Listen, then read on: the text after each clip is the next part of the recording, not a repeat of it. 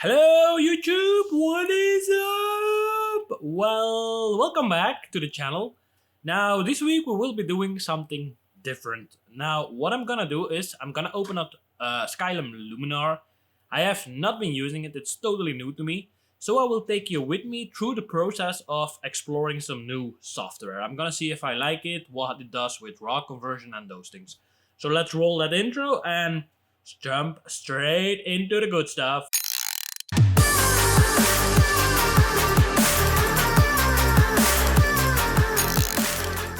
Now 4 is the latest version. Here we go. So let's open up an image. So we're gonna edit a single image because we don't want anything crazy going on. So what I'm gonna do is I'm gonna browse through my hard drives, which are a lot. I'm gonna go to my images folder. I'm gonna go to Barbara, shoot I did yesterday. And then I'm just gonna randomly pick one of the images, like for instance this one.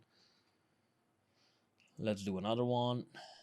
Add folder with images. Let's do that. Let's open up this PC if it wants to work, because apparently my hard drives have to load. So if that's loaded, it says doesn't respond. Yeah, there we go. No, no, no, no, no. You're not gonna do some funky things with me today. No, no, no, no, no. So let's open up the hard drive. Let's open up the images folder and let's open up this one, because I know there will be the images from a shoot I did yesterday. So this is the series I have done. So let's see. So this is, here you can apparently change the size of the previews. I suppose with scrolling it doesn't do anything. So let's see. Let's open up, for instance, this image. So this is the image, and how do we start editing it? Like if we go to edit, it doesn't do anything.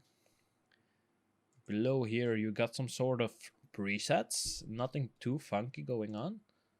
Oh, it keeps hanging apparently, which is annoying because it's not like those are big files. So if we click on these things, okay. So on the right side you have a tab library, you got a tab edit, and you got a tab info. So if we open up edit, we got all the things going on. So it has some sort of similar, yeah, the same look as, I can tell for sure now that the dynamic range from this program compared to Capture One is totally different, because this image, oh boy, this is pretty slow. Oh no, it's laggy. And let's be honest, I'm shooting with a D850, so it's not like those files are pretty big. They are big, but it's 35 megabytes in the in a raw file. So I've got no idea why it's hanging, and it's not like that my system is slow or anything. I think it is because it has to regenerate each time those previews. So this one, for instance, if I open it up in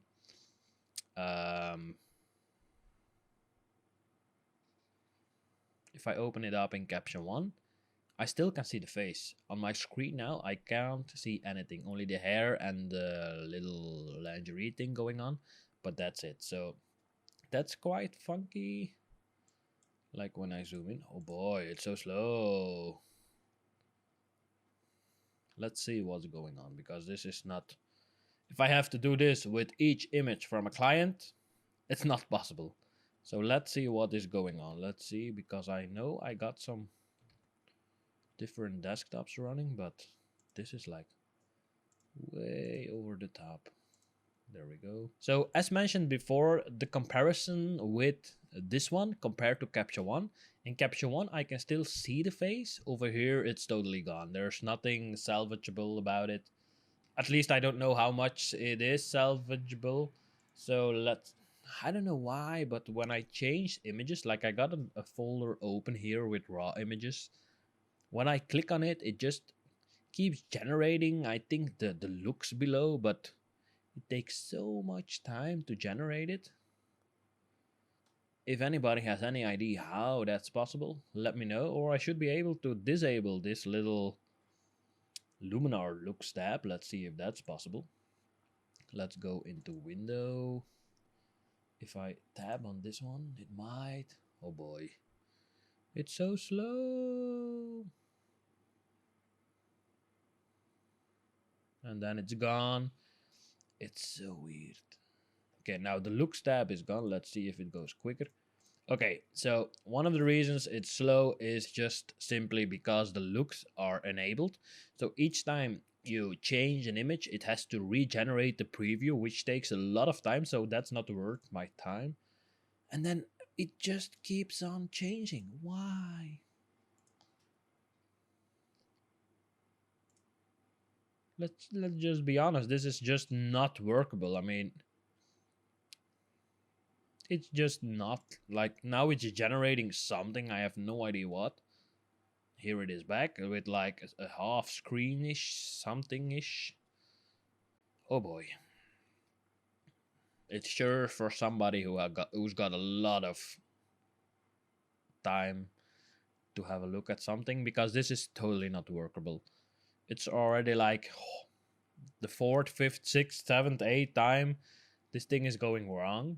So it just keeps hanging, and it's not like I got a slow system because I can edit 4K and stuff. So it's really just the software that's messing it up, because and then it's gone. It just disappeared from my screen. I have no idea where it is. Did it crash? Did it not crash? Let's give it a go.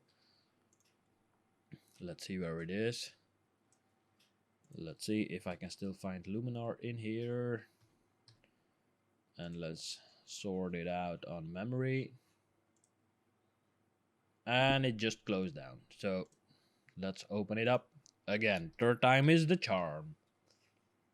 Let's see.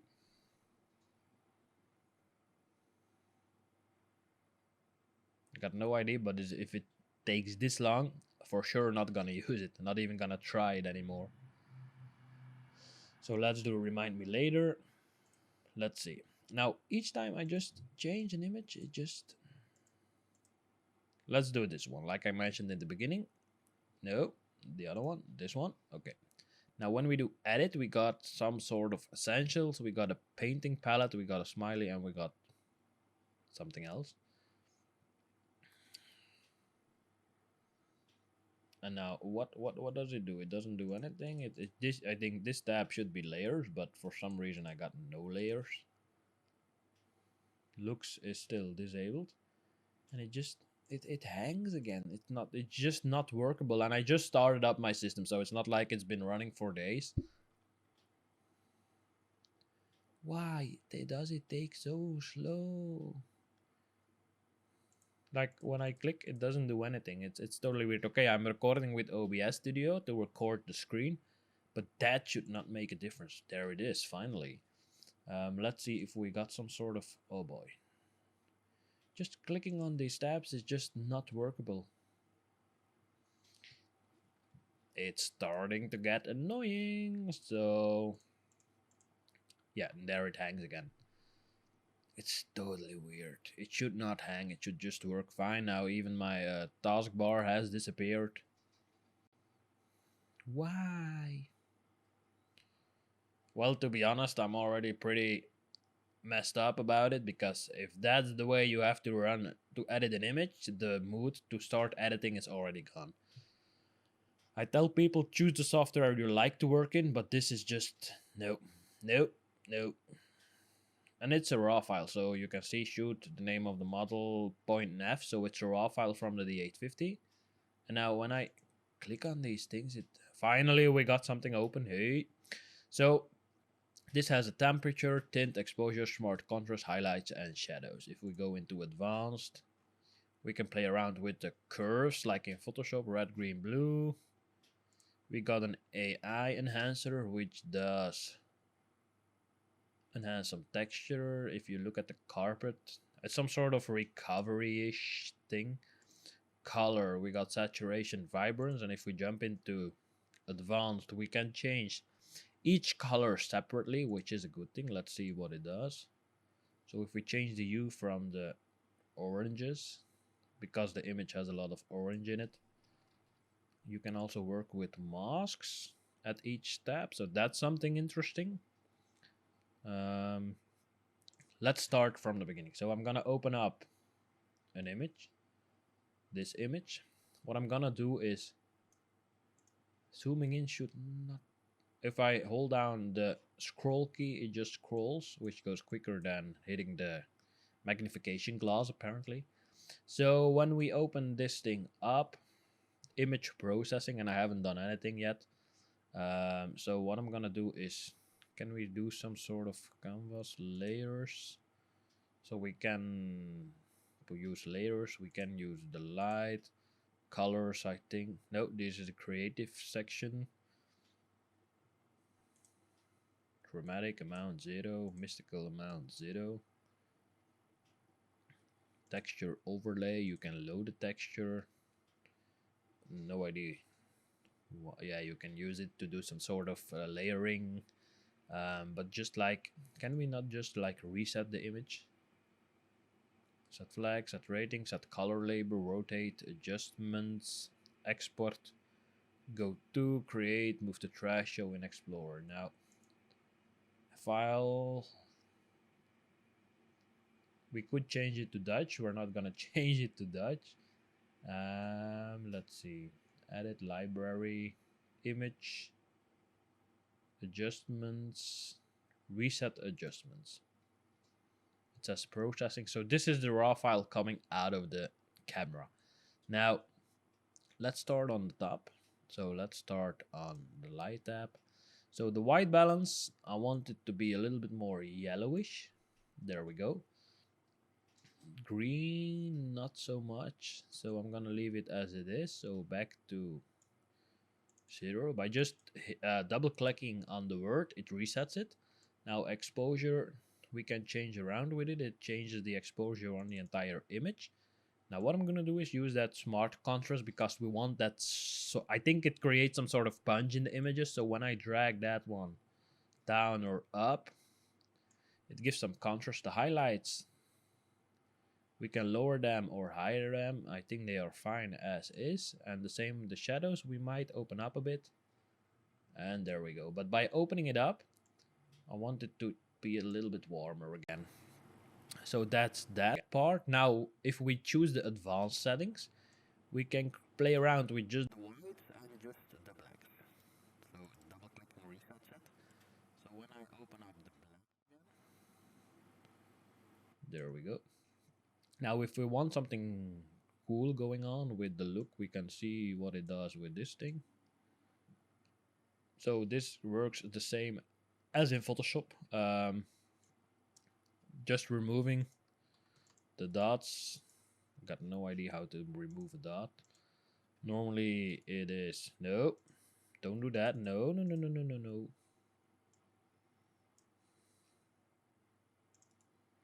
Right clicking doesn't do anything.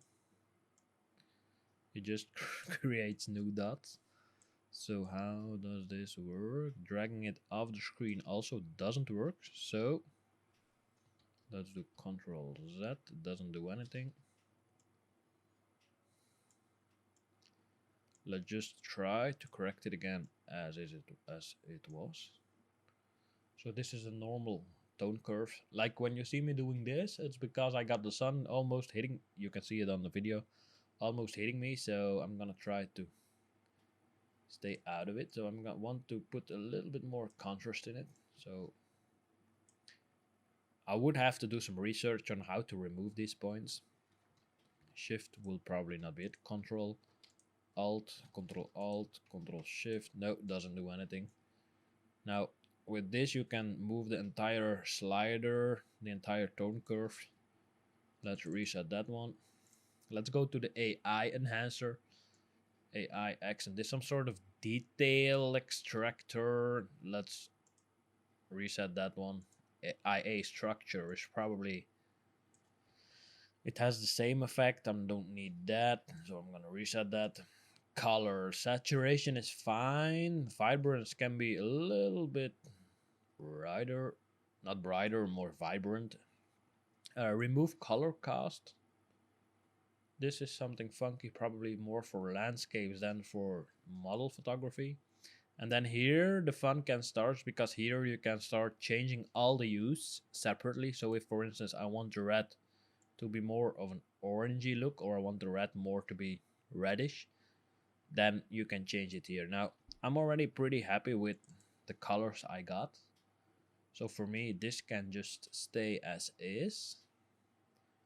And don't forget, with the brush, with these things, you can adjust the image so that you only focus on a certain part of the image. You can paint, for instance, with a brush. You can say, I just want this part to be painted. Now, let's see how it does, because I don't see any thing going on. A radial mask. Click and drag. So if I want, for instance, the face to be more reddish. So that's something weird, because I just did it and it still changes the legs. Or we have to like invert the radial mask, but no idea how to do that. So I'm gonna undo this thing. And how do we remove this one now? Here we go. That's a problem with new software. And here above we got a little tab going on. We got the radial mask, and then we can say invert, and then probably the adjustments will only be on the inside of the circle. So I'm gonna delete that one.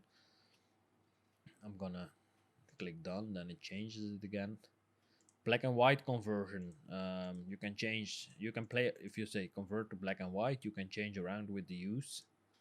Saturation the same. If we undo changing that, we can say like, hey, for instance, I want it to be more. I want the red to be more saturated, to be less saturated. So when we play around with the black and white conversion, you can see that there's some funky, not funky, you can play around with it and even adjust it the way you want it to be. So I'm gonna disable it again. Details enhancer, this might be interesting. It creates some HDR look into the image. That's personal if you prefer it. Of course, with skins and stuff, we don't want it. Denoise, again, not usable for me. Landscape enhancer, let's see. Golden hour makes everything more yellow. Foliage enhancer is to play around with leaves when you're doing landscapes. And then we can do a vignette. Like, you can play around with it. Don't need that one. So, to be quite honest, for me, I like to start out in Capture One and then export it to Photoshop and do all the retouching in Photoshop. Now with Luminar, it seems that you have all those possibilities in one package, but as you've seen in the beginning, it just keeps on bugging for me. It takes too much time to edit anything. Now, one of the things that's nice in it is that you have the looks, and then it generates the looks. That's a good starting point, but I like to be in control of the edit I'm doing. So that's why for me, I will probably not be using Luminar again. But if you're looking for something new and you want to play around with it, or you're into landscape photography, I think this one might be pretty interesting. So that's about all I got to tell you about it, because I'm not gonna keep on messing around with it. Do some research yourself, see if you like it, start a trial. For me personally, it's a no-go. I've tried it. I just don't like the way it works. For me, I'm used to using Photoshop, so let's start it with a positive note. It can convert raw images. You can have everything in one package. So if you're on a tight budget, just go for Luminar.